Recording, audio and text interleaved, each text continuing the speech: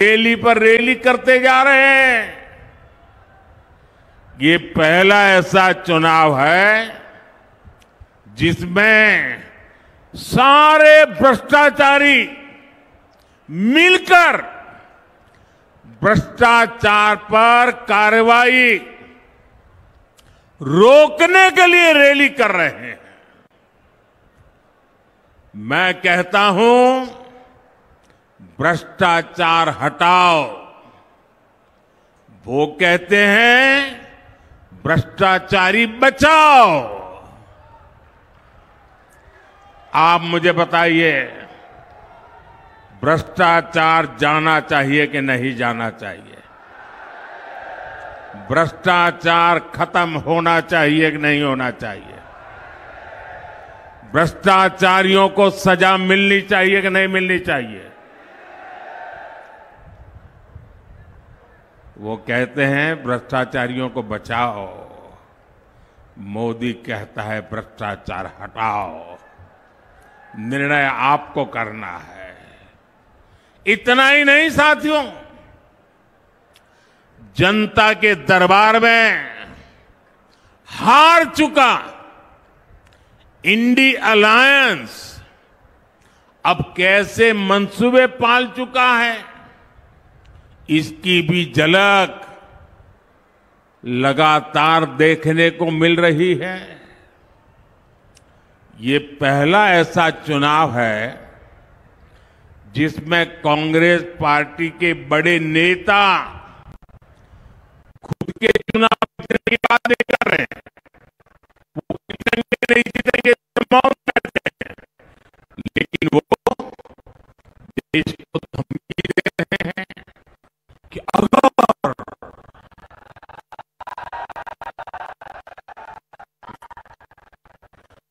BJP ने खतरनाक इरादे जताना शुरू कर दिए हैं और इसलिए देश को बचाने के लिए, देश का भविष्य बनाने के लिए कांग्रेस के लोग अपने खतरनाक इरादे जताना शुरू कर दिए हैं और इसलिए देश को बचाने के लिए, देश का भविष्य बनाने के लिए, आपकी आने वाली पीढ़ी की जिंदगी सुखी और समृद्ध हो, इसके लिए ये चुनाव बहुत अहम है। आज देश में बीजेपी की मजबूत और निर्णायक सरकार की जरूरत और ज्यादा बढ़ गई है। साथियों, मैं परिवारवादी पार्टियां और उनके भ्रष्टाचार पर सवाल उठाता हूं और इसलिए मैं उनके निशाने पर हूं। मैं जनता जनार्दन से पूछना चाहता हूं, क्या मुझे ऐसे सवाल उठाने चाहिए कि नहीं उठाने चाहिए? भ्रष्टाचारियों को देश में उजागर करना चाहिए कि नहीं करना चाहिए? उनके भ्रष्टाचार को खोल करके रखना चाहिए कि नहीं रखना चाहिए? वो मुझे गालियां देते हैं और यहां तक कह देते हैं, अरे मोदी का कोई परिवार नहीं है, उसको भ्रष्टाचार की जरूरत नहीं है। तो क्या परिवार है तो आपको भ्रष्टाचार करने का लाइसेंस मिल जाता है क्या?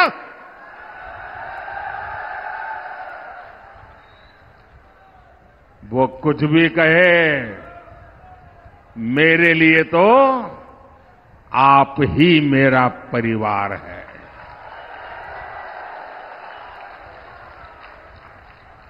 मेरा भारत मेरा परिवार है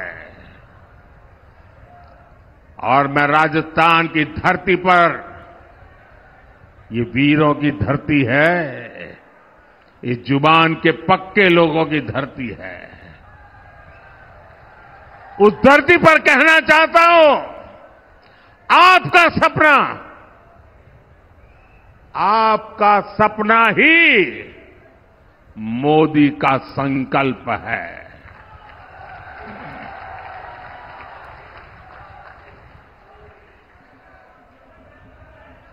साथियों, पिछली सरकारों ने जिसे पूछा तक नहीं, मोदी ने उसे पूजा है। कांग्रेस ने देश के करोड़ों छोटे किसानों को कभी नहीं पूछा। मोदी ने राजस्थान के 85 लाख से ज्यादा किसानों के बैंक खातों में पीएम किसान सम्मान निधि के करीब करीब 20,000 करोड़ रुपए भेजे हैं। कांग्रेस ने कभी श्रमिकों, मजदूरों को पूछने के लिए उनको फुर्सत नहीं मिली। मोदी ने उन्हें one nation, one ration card की सुविधा दी। उनके लिए पेंशन योजनाएं बनाई। कांग्रेस ने देश के गरीबों को कभी नहीं पूछा। भाजपा सरकार देश के 80 करोड़ जरूरतमंदों को मुफ्त राशन दे रही है।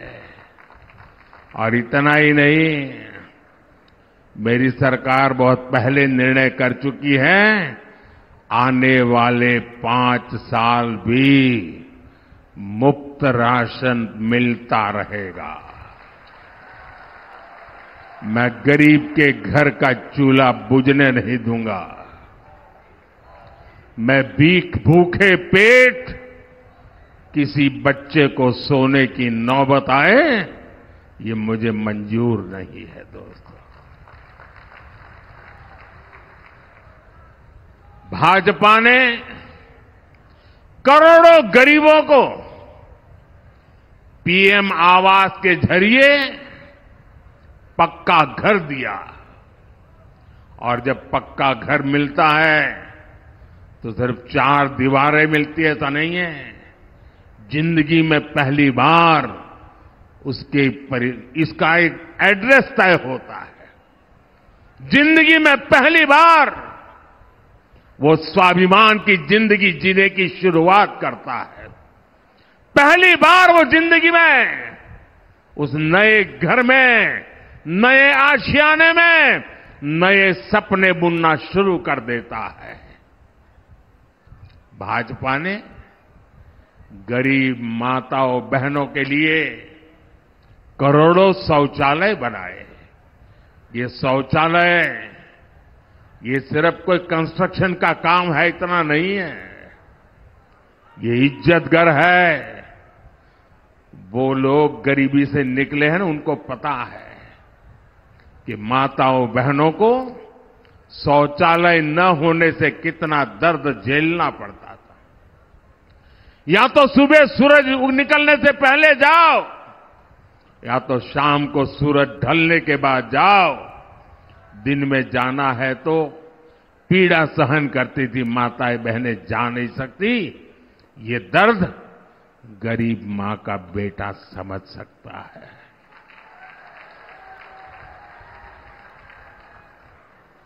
औरों के लिए शौचालय मजाक होगा, मेरे लिए शौचालय के पीछे मिशन मोड पर काम करना माताओं बहनों की इज्जत के साथ जुड़ा हुआ मेरा भावनात्मक नाता रहा हुआ है।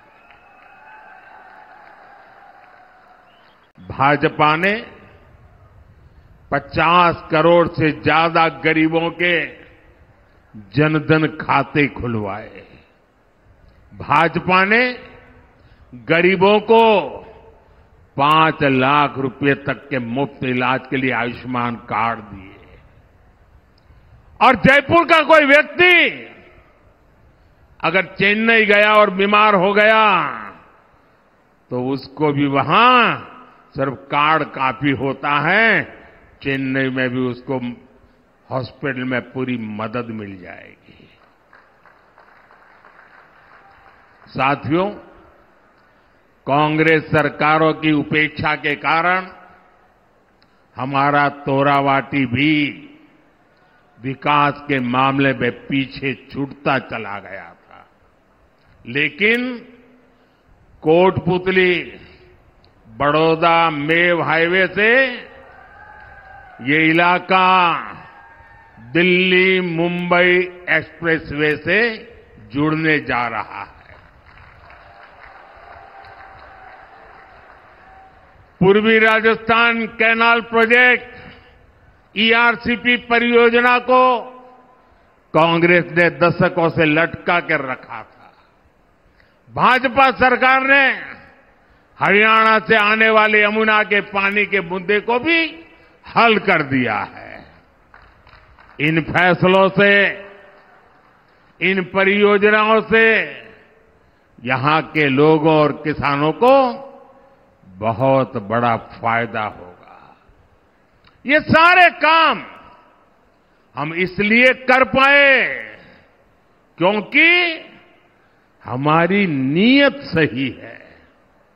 हम ईमानदारी से आपकी सेवा का प्रयास करते हैं और इसलिए मैं कहता हूं, नीयत सही तो नतीजे सही।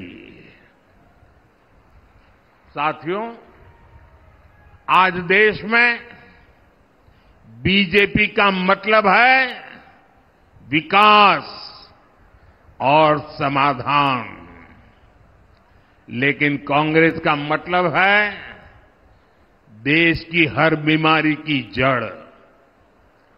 आप देश की कोई भी बड़ी समस्या देखेंगे तो उसकी जड़ में कांग्रेस पार्टी ही नजर आएगी। आजादी के 7 दशकों तक देश में गरीबी रही कांग्रेस की वजह से। भारत को नई टेक्नोलॉजी के लिए, रक्षा सामान के लिए दूसरे देशों की ओर देखना पड़ता था कांग्रेस की वजह से। कांग्रेस ने कभी हमारी सेना को आत्मनिर्भर नहीं होने दिया। कांग्रेस के समय में भारत की पहचान दुनिया के सबसे बड़े हथियार इंपोर्ट करने वाले, हथियार आयात करने वाले देश की थी।